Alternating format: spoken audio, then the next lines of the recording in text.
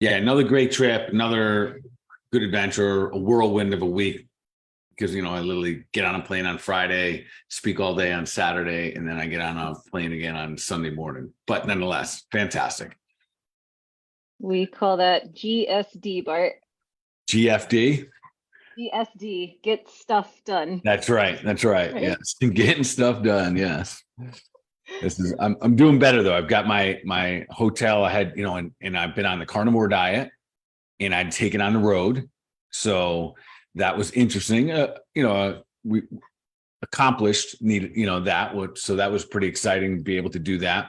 Doing carnivore on the road is probably a lot easier than a lot of people think. I am so surprised to hear you say that, and I love it. Yeah. So I'll tell you what I did. This is kind of funny, and we'll dive into tonight. We've got some great questions. We'll get those answered in just a moment here. So one of the things that I did was, this was kind of a short trip. I was going up to Atlanta, and this is part of the speaking tour. I think the next one's going to New Jersey. Then I think we're going to, I don't know, Nashville or something like that. Anyways, I'm on carnivore, so I wanted to make sure that I was going to eat clean. And I've never been to the area that I was going. So I was going up to a part of Atlanta I hadn't been. I didn't know what their hotel had or not. So I packed my frozen liverwurst, which is pretty big. It's like, I don't even know how big it is. It's probably 7 inches long. It's pretty thick. So it's a big thing of liverwurst and a big block of cheese. They're both frozen. I just stuck them in my suitcase. And I got it. You just put them in your suitcase, just getting it done. Yeah, just getting it done. Put them in my suitcase. They were frozen. So by the time I showed up that night, they were relatively thawed out. And that worked out for a pretty good snack when I got into Atlanta. And then I went down to the hotel, just ordered a steak. It was kind of funny watching the server kind of be like, "What? You don't want any sides?" I said, "No, just give me a steak." Straight up, had a steak. Following day, I was speaking. So often, like when I work, I typically fast. I was super high output in terms of energy. So I knew I'd need some fuel along the way here. So at lunch, and this was a test too, the group who had me in there had an incredible spread up, and it was kind of like tacos, like a really great version of tacos and meat and all kinds of good things I would have normally just dove into, but I was like, I'm going to pump the brakes. I went up to my room, and for lunch I had liverwurst and cheese. And I know your favorite meal. Great. Yeah, I know that sounds odd, but it was spectacular. It literally was. So felt good. I got some liver, got some heart, got some sea salt in there, cheese. So I had some good fats. I was literally feeling really good. Had some electrolytes to drink. So I spoke about 8-9 hours to an amazing group, quite frankly. This first time I spoke in this Atlanta, I spoke there, 15 years ago. Yet first time in a long time that I've been up there speaking. A great turnout. The reason I say it's a great turnout, it's really encouraging to me to see how many doctors, physician assistants, naturopaths, chiropractors. I think we had some nurses in the audience, all different types of practitioners there that are there on a Saturday afternoon to listen to me for 8-9 hours, to sit there and just learn. Super encouraging. I was very honored, quite frankly, to sit in front of that many men and women that wanted to level up their own education. Yeah, that's so inspiring and amazing if that's where our functional medicine healthcare is headed. People who want to learn and want to continue to offer through their practice is great. It really is. And the work that, what I'm laying out, I do everything I possibly can. It's all about gut health and, healing up leaky gut and all of the things that, whether any label you want to put in there, diverticulitis, Crohn's, you name it, IBS, all of that falls into those categories. So we're doing a deep dive into some pretty technical stuff, and they're just eating it up. It was absolutely fantastic. And then we double down, and I do just as much of a deep dive into adrenal health. So, their brains are stuffed by the time they get out of there. So I literally give them, salute them and high five. If any of you are listening, good job for being there. No one fell asleep. They're literally sitting there for 8-9 hours. So it was a good time. I met a lot of great people, and looking forward to the next city as well. Awesome. Well, we're glad to have you back, Bart, for tonight's Health Made Simple show. I think we've got a couple Q&As on the docket for tonight. We do. The first one I want to tie in is actually like a clinical insight / a question, because it came up. So there was a question, but it was actually in clinic today. So I'll bring this into light here. So I had this young lady in for the first time that I met today, and I saw her intake form, and she does a lot of what I'd say cool things, a lot of, cutting edge things. She uses a sauna several days a week. She has a cold plunge. So a lot of different what I'd call biohacks. And then in our I guess we'll call them those, just I guess cutting edge, just opportunities to bring yourself into the next level. Anyways, as our conversation started, we went through all the different things that she's participating in her current health. And then she asked me, exactly, so what are your favorite biohacks?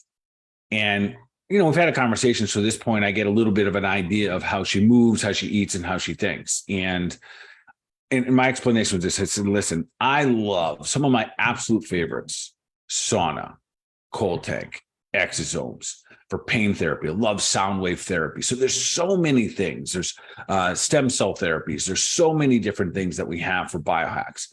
Yet, and this is what I explained to her, yet the two most powerful ones, most effective ones, things are always going to stand the test of time. There's two that stand above all the rest. And one is your diet. If you biohack your diet and you have a clean diet, and this is how simple, I'm not saying it's easy, I'm saying it's simple, this biohack is. You just eat from God's garden. And there's no other biohack that you will do. Listen to me, folks, because everyone's looking for that thing. There's no other biohack that you will do that'll move the needle as much as proper nutrition. Nothing. Even if you're doing stem cells, you still have to feed those cells. And I see people spend tens of thousands of dollars, but they miss out on that part. So in this particular scenario, it was a fun conversation because it was fun, like funny. We were having fun with it because she, drinks wine every night. She's doing all these other wonderful things. And she's looking for the next hack. I said, man, I got it for you. I'm, based on everything you told me here today and looking at your intake forms, your hack, you're going to take, huge leap when we lose that wine. And then the second one, and maybe this really, I think this is the first one. Hack your sleep, figure out how to become a better sleeper. Every one of us knows that we are better when we're well rested and we're worse when we're not. It is that simple. So I would still say that for everyone. And I love doing, and we're due for like a biohacking show because I love them. I'm always doing everything I possibly can. Literally, I'm, doing a carnivore diet right now to figure out things like that, like what is going to move the needle the most. And I know the two things that will absolutely move the needle the most: get your sleep down, get it stronger, get it longer, get it deeper. And then of course, get your diet cleaner. If you think it's clean, get a little bit cleaner. Bart, that's such a good reminder because I feel as though just kind of generally on the market, whatever sort of like social media you're looking at, there's all these different things calling your attention, and those have merit, but taking it back to basics, a good night's sleep, listen, like I'm a new person. Yeah. And I'm in need of one of those right now. And yes. Yes. Around the bend. Awesome, Bart. Shall we go into our next question? Yeah, let's dive in. All right, perfect. We got this excellent question earlier this week. I was told that I have normal T4 levels, but T3 is low. I do not want thyroid medications. What can I do? It's a great question. Yeah, great question. So for those who aren't familiar, this is T4 is a hormone made by your thyroid, and T3 is the active form. So most of the time, really, when we think about T4, that's inactive and then it needs to be converted into T3. So really, when we're looking at the thyroid, the T3 will give you more of an indication of how you feel. But I'll back up on that. So before we even talk about you should be on meds or should not be on meds, one of the more important things is, so real quickly, I'll answer that question. Converting T4 to T3. Now, traditionally, they would say, oh, I'm just going to give you a medication. But it sounds like this person does not want that. But they could give you a medication of just giving you T3 specifically. So Synthroid, I believe, is T4, Cytomel or something like that is T3, regardless of the names. Anyways, yet that wouldn't necessarily fix the problem. And that's where a lot of people go wrong. So let me take this in that direction, kind of get into the root cause of it. So real simply, if you have enough T4, but you don't have T3, what it tells us is that your body's not converting it. And the good news is there's a lot of very, very simple and effective ways to help this conversion. And this is super important because at the same time, if you don't see the teeth, if you're not getting that conversion happens in the liver. If you're not having that conversion, you might see something, what we call your TSH, your thyroid stimulating hormone, continue to rise because you're not getting it into the bloodstream of the T4 converting into T3. So sometimes just that simple conversion right there, you need a couple things. One, we got to make sure that we have selenium. Now, you don't need a lot of selenium. I mean, it's really easy to get, but we're just in our foods we don't typically eat, like macadamia nuts or Brazil nuts. That's really simple. So there's some key nutrients here that help that conversion. Magnesium is one of them. So in order to convert T4 to T3, we're going to need magnesium, we're going to need selenium, we're going to need some zinc. I would go even farther here when we talk about root causes. Every time I talk about thyroid, this is what really needs to be said. You got to test properly. If you're going to test for it, you got to test properly. And what that means is that we need all the markers, especially if you're going to go, if you're really looking for root cause. And so, for example, if this individual came to me and they had the complete test, which would include things like free T3, T4, T3 uptake, reverse T3, the TPO, the antibodies, TPO, TGOs. Vitamin D would be nice to see here. If you had all that information, and one of us that understands what to do with all that information, like a functional medicine doctor, they looked at it and they go, oh, this is real simple. You don't really have a thyroid problem. You have a nutrient deficiency. And real simple, on that day, we'd give you a bunch of different minerals. We'd probably give you something like magnesium. We'd probably give you some zinc. We'd probably give you some selenium or tell you to go eat some Brazil nuts. And most likely, you'd start that conversion pretty fast. Most likely, we'd also probably get you on a little milk thistle or something like that, because we know that that conversion issue happens in the liver. So you might get something to help clean out the liver. We talked to you a little bit about some lifestyle things like alcohol or other things that might be clogging up, seed oils that could slow things down or congest the liver. Discuss, is there a possibility that there's any insulin resistance here? So we'd have that conversation, but right away, wouldn't have to be on a medication, because more than likely, very, very simple to diagnose with all those different things. And the other part there would be real important. If anyone out there is listening and you're getting your thyroid tested, you absolutely must have your thyroid antibodies tested. If we don't know the status of them, and women, listen, 50% of women who have hypothyroidism diagnosed, 50% of you have Hashimoto's. There's a bunch of women who have some of their markers tested, like TSH, and the doctor goes, oh, your thyroid's fine. But you have Hashimoto's, which is a thyroid autoimmune condition. If you don't get them tested, you will not know.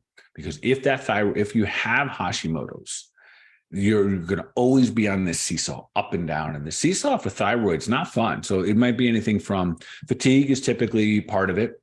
It might be up, might be down, especially if those antibodies are active. Constipation, hair loss, thinning of the eyebrows, drying of the skin, a lot of different really uncomfortable things. And then in that scenario, oddly enough, sometimes you have symptoms of hyperthyroidism, and then sometimes you have hypo, and it becomes very confusing for the individual that's just trying to work on Google, right? And which is nothing wrong with that. So again, if you're going to dive into your thyroid, I would just suggest get it tested properly.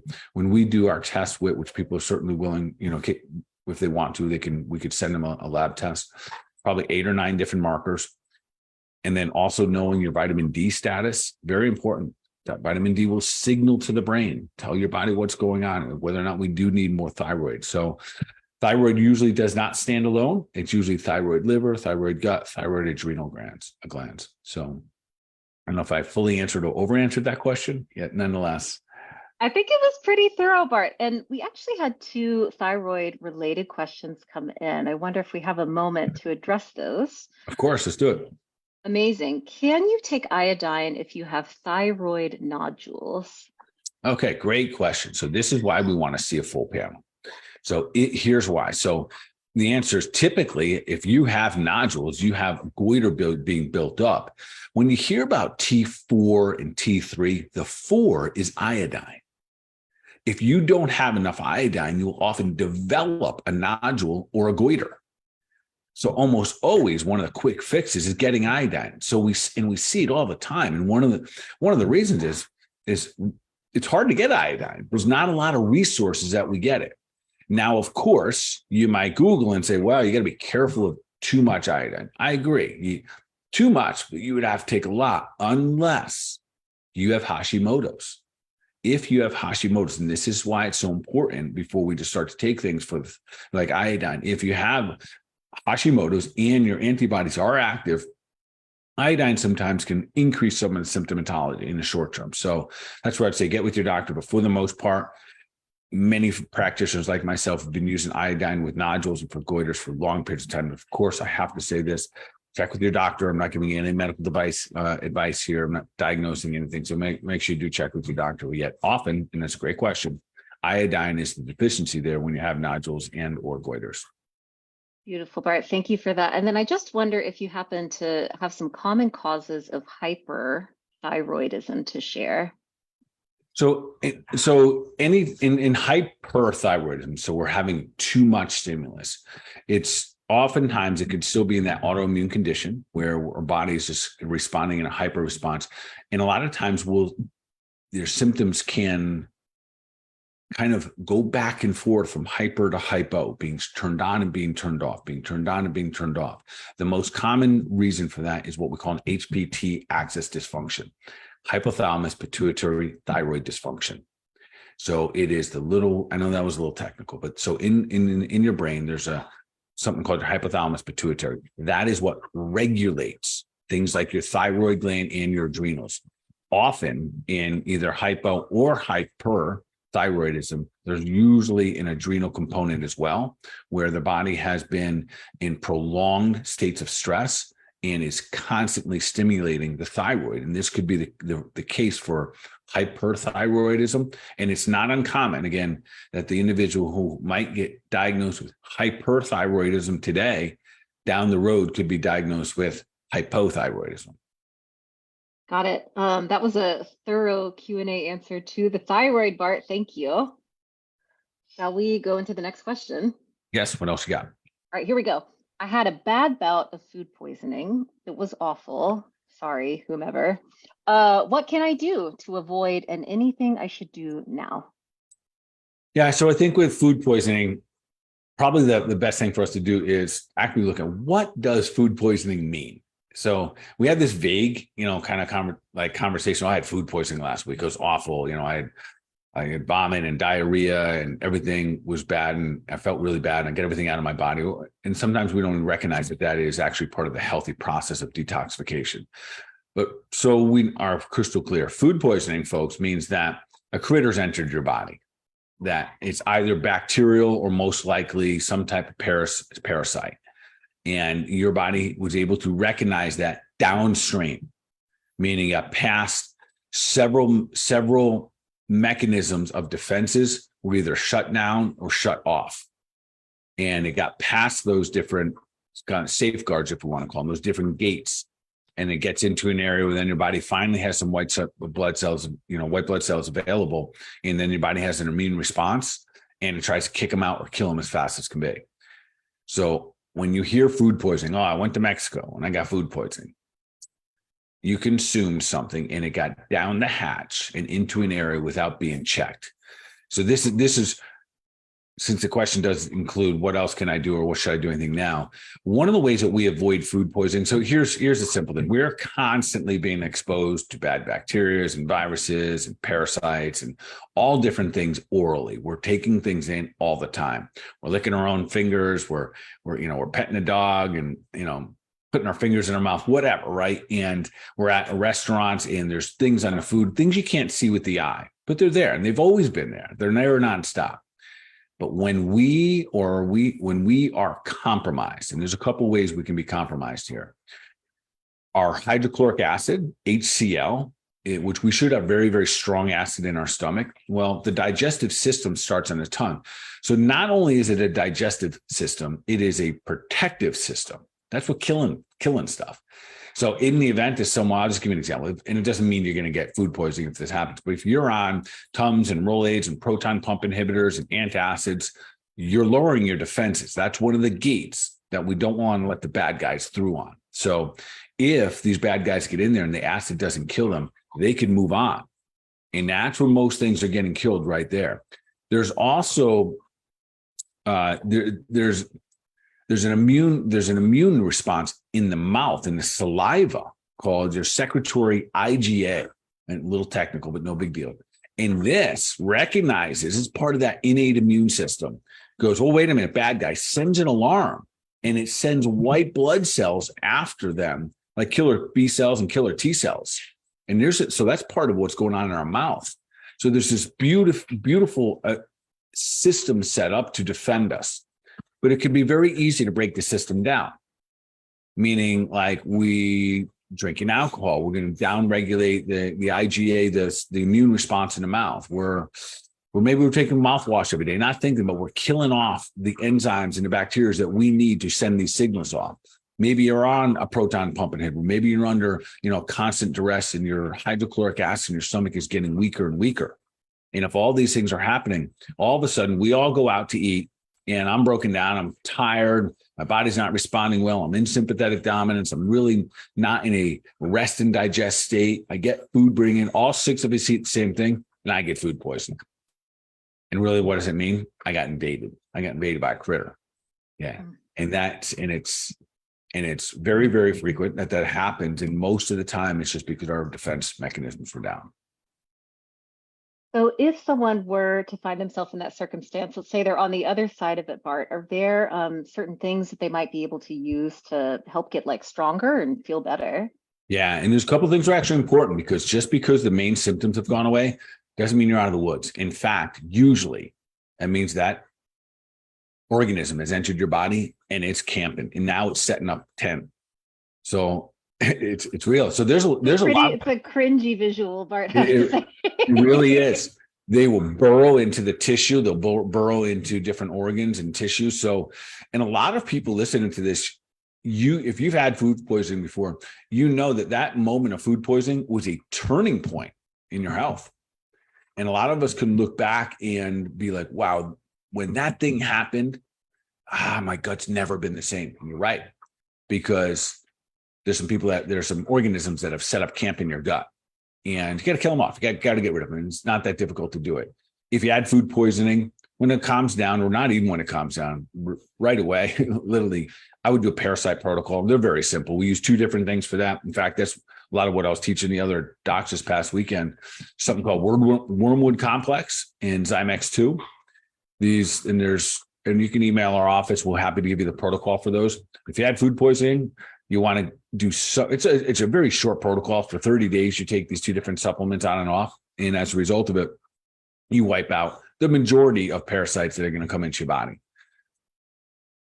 There's another supplement I use that we've only had for probably the last 2 years, and I'm absolutely in love with this product because of what it can do. It's called GI Adsorb, Adsorb instead of Absorb, AB, a little bit different. What this does, it binds things to the actual product, which is an ancient ash. I know that kind of sounds weird, but anything that's in the body that body doesn't have a purpose or a use for, it'll start to bind. It could be heavy metals, could be parasites, it could be bacteria, viruses, for whatnot, and it'll bind them and help drag them out of the body. So in the event you had food poisoning, no matter how you want to think about what that was, you want whatever it was out of your body, and it's still there. So taking GI Adsorb, it's actually one of the ones that at this point, I suggest it'd be beneficial for all of us to take GI Adsorb, because we're consuming more now than we've ever. We're consuming more toxins and unknown things like fluorides and pesticides and these forever chemicals. They're everywhere. They're unavoidable.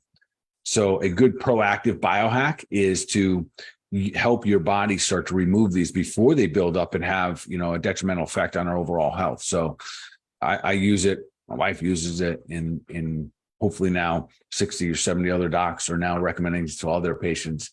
Very simple. You take a couple of them in the morning, a couple of them before you go to bed. Take them on an empty stomach. Similar if you've ever taken charcoal before, but the bar mode charcoal that wiped out everything, this doesn't.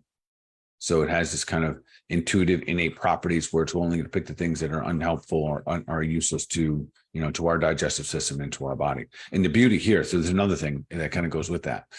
When you have those moments of food poisoning, inevitably you'll disrupt the lining. Most of the time, it either enhances or exasperates or starts a leaky gut issue. And the beauty about that GI Adsorb, it's the studies behind it have shown that it helps tighten up the junctions, literally tighten up what they call the tight junctions, which is really helping you heal leaky gut. So an absolute favorite of mine at this point in terms of so simple, so easy, and it has so many benefits for us. And then Bart, when you were talking earlier about like the first defense is almost that like hydrochloric acid, that strong kind of digestive fire in the belly. If for some chance you suspect that yours is not so strong, do we have anything that might support a buildup? We do. And so there's a digestive enzyme that my favorite is something called Zypan. And there's a lot of good hydrochloric acids on the market. That's my particular favorite simply because it also combines it with something called pepsin. And pepsin is an enzyme that we need to help break down proteins. And that's why a lot of people aren't really good at breaking down proteins and they no longer have the proper enzymes. And I tell you what, if people have heard our shows before about the at home, like call it healthy medicine cabinet or our travel kit specifically, in your travel kit, I always recommend digestive enzymes, specifically something called Zypan. And you take 2 of them before you drink or eat anything to set up that line of defense. It's not just so your belly feels good or just I don't want to have a bellyache. It's to protect us. So we get used to our environments and we get used to the bacteria in the water. We get used to those. We can fend them off.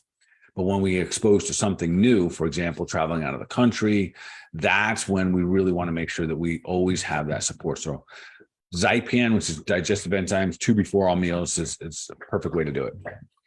It's definitely been hand in hand during our carnivore challenge, Bart. Yeah, so this it's one of the simple things. So we're in a carnivore challenge, and obviously we're eating a lot of meat. And a lot of people's concern going into is, I don't know if I can digest all that meat, all that collagen.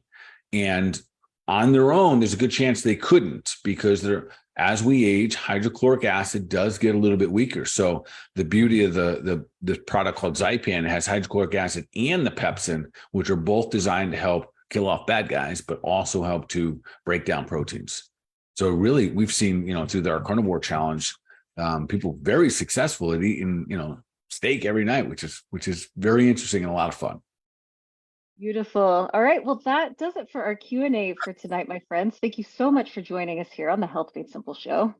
Great. Well, appreciate all you guys. Keep doing your thing. Keep sharing it out. Keep spreading the love. And of course, continue to take deliberate action for your mind, your body, overall wellness. You gotta be awesome.